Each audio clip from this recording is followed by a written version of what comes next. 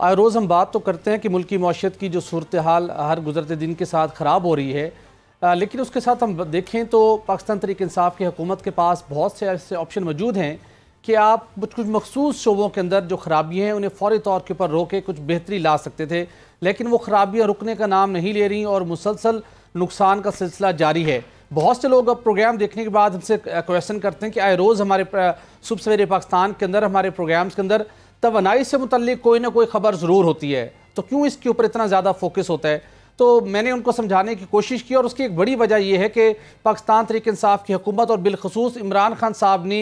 कौम को जो ख्वाब दिखाए थे, जो वादे किए थे और जो नया पाकिस्तान वो तश्कील देना चाहते हैं, खुशहाल पाकिस्तान, अगर खुशहाल पाकिस्तान की जानिब हम पहुँचते हैं तो उसके अंदर तवानाई के शोबे का कलीदी किरदार होगा। जो मौजूदा खराबियाँ हैं, जो मौजूदा कौमी ख़जाने को नुकसान पहुँच रहे हैं, उसके अंदर सबसे बड़ा जो हिस्सा है वो तवानाई की शोबे का है। उस तवानाई की शोबे के अंदर ही हम बात करते हैं दरामदी LNG की, जिसके मुआहदे कर चुके हैं, जिसके अंदर हम 2 LNG की टर्मिनल की तनसीब हो चुकी है और हम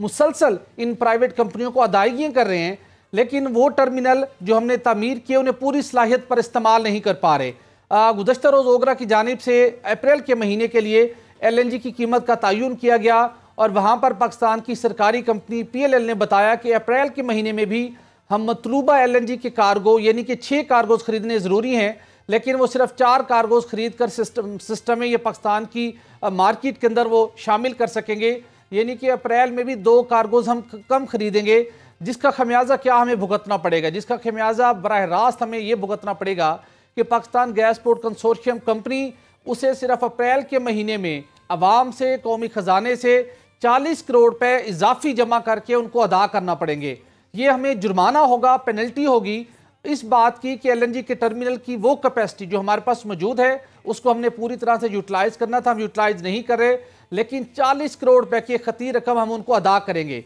एक तो नुकसान ये हो गया। दूसरा नुकसान क्या है, जब आपने सस्ती जो गैस है जो पावर सेक्टर में यूज़ करने के लिए जिसे हम RLNG कहते हैं वो आपने इंपोर्ट नहीं की, तो उसके नतीजे में आपको फर्नेस ऑयल इस्तेमाल करना पड़ेगा। फर्नेस ऑयल आप इस्तेमाल करते हैं तो फी यूनिट RLNG के मुकाबले में 3 रुपये बिजली फी यूनिट महंगी पैदा होती है। तो एक महीने के दौरान कम अज़ कम 5 से 6 अरब रुपये का ये इम्पैक्ट बोझ को, खजाने को, अवाम को अलग से बर्दाश्त करना पड़ेगा। तो दोहरा नुकसान है। सिर्फ एक महीने के दौरान आप यूँ समझ लीजिए कि 6-6.5 अरब रुपये मुल्क की मईशत को नुकसान पहुँचेगा।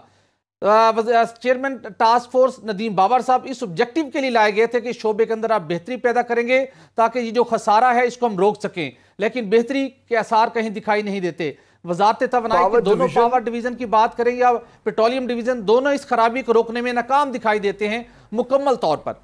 लेकिन भट्टी साहब इसकी वजह क्या है? मैं सबसे पहले तो आप जिससे बता रहे हैं कि दोहरा नुकसान उठाना पड़ेगा, अवाम की जेबों पर एक बार फिर दोबारा से ये बोझ डलेगा। वजह क्या है? क्यों जो मतलूबा LNG कार्गो है वो दरामद करने में नाकाम है हुकूमत? इसकी वजह क्या है?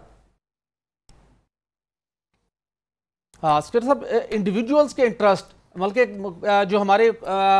कौमी इंटरेस्ट के ऊपर इंडिविजुअल्स के इंटरेस्ट को तरजीह देना, ये जो डॉक्यूमेंट है ओगरा का ये बड़ा वाज़ेह है 3 पेजेस का। ये कोई रॉकेट साइंस नहीं है कि कोई समझ ना सके, ये कैलकुलेटर यूज़ ना हो सके। गुज़श्ता साल इसी इकदाम के नतीजे में हमें 20 अरब रुपये से ज़ायद का नुकसान पहुंचा और हमारी सरकारी कंपनी PLTL ने वजारत तवानाई को इन्फॉर्म किया कि हमें ये कुछ बर्दाश्त करना पड़ा है, लेकिन उसके बावजूद किसी की जुर्रत नहीं है कि पेन उठाकर वो लिख सके कि इस खराबी को हम रोकें। जब आप इसको वजह इसकी सिंपल यही है कि ये सारा काम फर्नेस ऑयल लॉबी के इमा पर किया जाता है। जब ये काम होता है कौमी खजाने को, अवाम को नुकसान पहुंचता है, तो चंद कंपनियों को जो फर्नेस ऑयल के कारोबार के साथ वो बस्ता हैं, जो फर्नेस ऑयल के पावर प्लांट चला के ज़्यादा मुनाफा कमाते हैं, उनको फ़ायदा पहुंचता है। मतलब है कि कौमी खजाने की कीमत के ऊपर, अवाम की कीमत के ऊपर कुछ कंपनियां और कुछ इंडिविजुअल्स मुनाफा कमा रहे हैं, इसलिए सब खामोश हैं। लेकिन बड़ा क्वेश्चन है गुलाम सरवर खान साहब के लिए और उसके साथ साथ उमर अयूब साहब के लिए